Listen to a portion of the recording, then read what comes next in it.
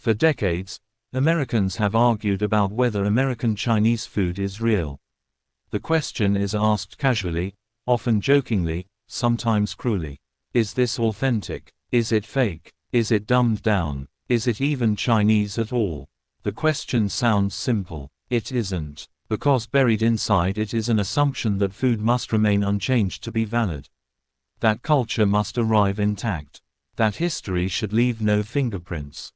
And none of that is how immigration works. American Chinese food is real. But it is not real in the way most people expect. It is not real because it faithfully preserves dishes from China. It is real because it reflects the conditions under which it was created. To understand this, we have to stop asking whether American Chinese food matches China, and instead ask whether it matches history. At the beginning of the 20th century, Chinese people in America were not free to cook whatever they wanted. They were not free to express culture openly. They were not free to exist without suspicion. Food was one of the few places where they could operate, and even then, it was under surveillance. Chinese restaurants in the early 1900s were watched closely by health inspectors, police, and local governments. They were accused of unsanitary practices without evidence. They were raided more often than white-owned establishments. Their kitchens were inspected aggressively. Their food was treated as suspect by default. This environment shaped what could be cooked. Anything unfamiliar became dangerous. Anything misunderstood could invite scrutiny. Strong smells were discouraged. Ingredients that Americans did not recognize were avoided. Dishes that looked too foreign were softened, simplified, disguised. Food became defensive. Chinese cooks learned what triggered fear and what triggered comfort. They learned that white customers wanted reassurance, not education. They wanted to feel adventurous without actually being challenged. So Chinese food adapted. Menus avoided regional language. Cantonese, Toisanese, Hakka, all disappeared. Everything became simply Chinese. This flattening was not ignorance.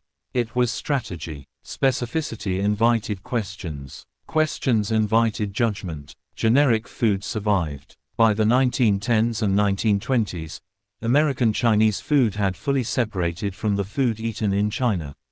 Not because Chinese cooks forgot their traditions, but because those traditions could not exist openly in America.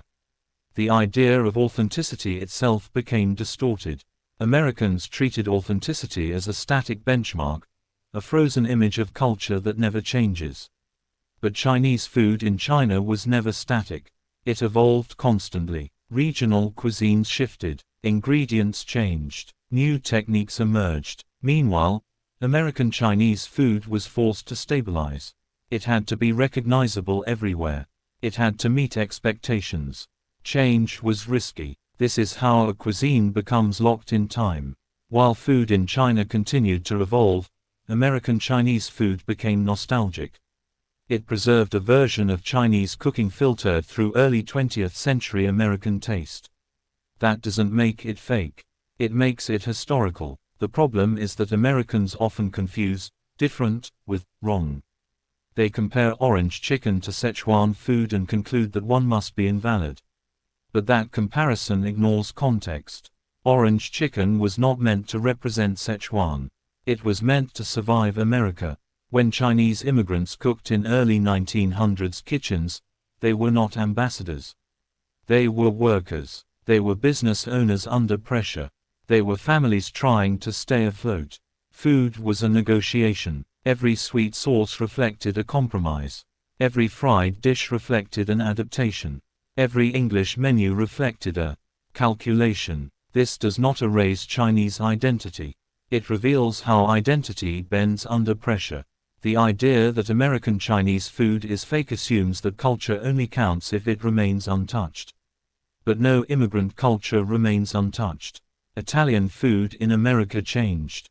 Jewish food changed. Mexican food changed. German food changed. What makes Chinese food different is not the change, it's the hostility under which the change occurred.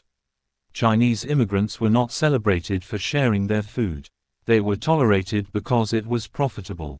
That distinction matters. Even as Americans embraced Chinese food, They continued to exclude Chinese people. They ate the cuisine while rejecting the community. That contradiction shaped everything. Restaurants learned to give customers what they wanted while staying invisible themselves. The goal was not recognition. It was survival. By the 1930s, American Chinese food had become deeply embedded in American life.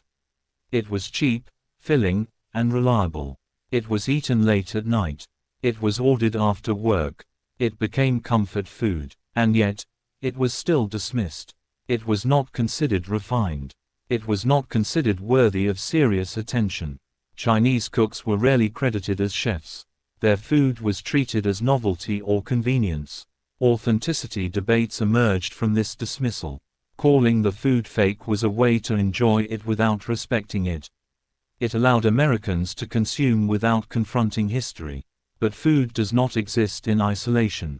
It carries memory. It carries labor. It carries constraint. American Chinese food is real because it tells the truth about the environment in which it was created. It tells the truth about exclusion laws. It tells the truth about racial fear.